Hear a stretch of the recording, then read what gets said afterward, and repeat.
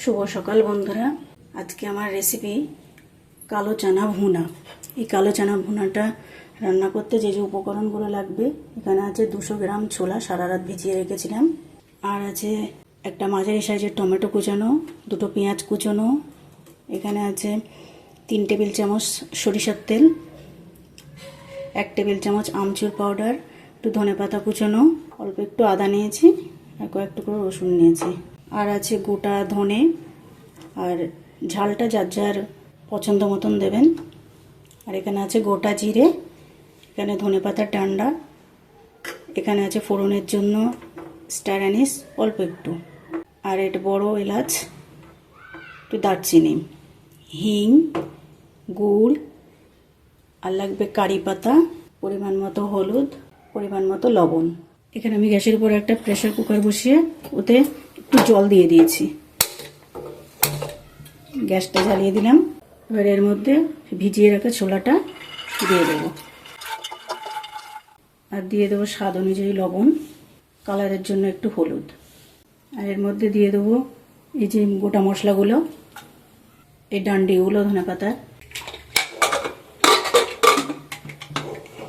এবার এটা সিদ্ধ হওয়ার জন্য আমি 4-5টা সিটি দিয়ে দেবো।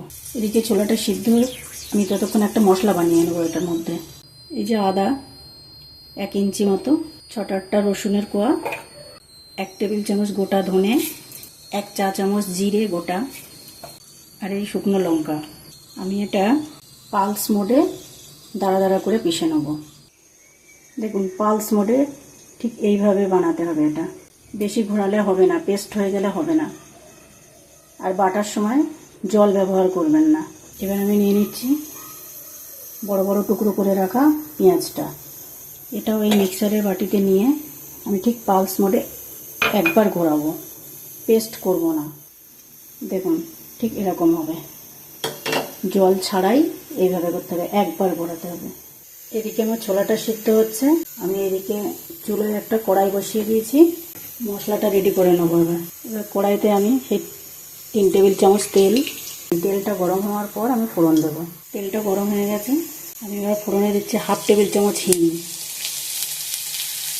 দিয়ে দিলাম কয়েকটা কারি পাতা,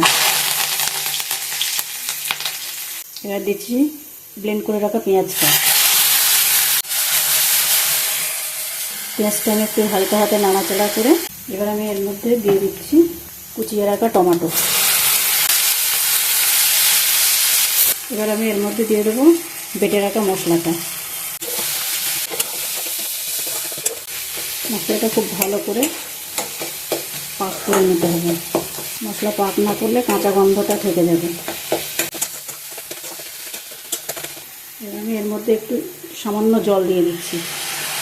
লবণ আর হলুদটা আমি এখন দেবো না, যেহেতু আমার ছোলার মধ্যে লবণ আর হলুদ দিয়ে সেদ্ধ করা আছে। এবার এই মশলাটা আমি ঢাকা চাপা দিয়ে 5 মিনিট রেখে দেবো। এখানে আমার ছোলা সিদ্ধ করা হয়ে গেছে। সিদ্ধ ছোলার মধ্যে যে গোটা মশলা দিয়েছিলাম সেগুলো তুলে নিয়েছি, আর নিয়েছি 2 টেবিল চামচের মতো ছোলা সিদ্ধ পেস্ট বানিয়ে নেবো। দেখুন সেই ছোলা পেস্ট বানিয়ে নিয়েছি। এবার কড়াইতে ঢাকনাটা খুলে নিয়ে মশলাটা কষানো হয়ে গেছে। এবার আমি এর মধ্যে দিচ্ছি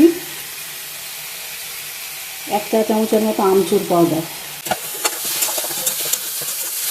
এবার সেই সিদ্ধ করে রাখা ছোলাটা দিয়ে দিচ্ছি।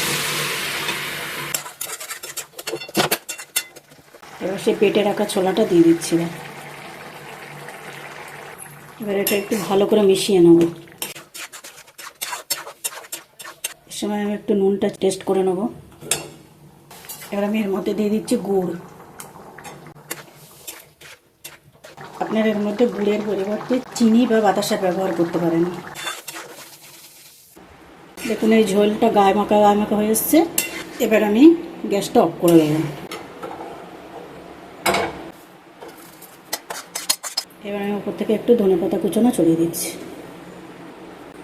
পরিবেশনের জন্য রেডি হয়ে গেছে আমার গরম গরম টক মিষ্টি কালো চানা ভুনা। এটা ভাত বা রুটির সঙ্গে পরিবেশন করা যেতে পারে। আমার এই ভিডিওটা এতক্ষণ ধরে যারা দেখেছেন তাদের সকলকে ধন্যবাদ জানাই। আর এরকম নিত্য নতুন রেসিপি পেতে আমার চ্যানেলটাকে লাইক, শেয়ার, সাবস্ক্রাইব আর আর কমেন্ট করে রাখবেন। আজ এই পর্যন্ত, আবার কালকে দেখা হবে নতুন কোনো রান্না নিয়ে।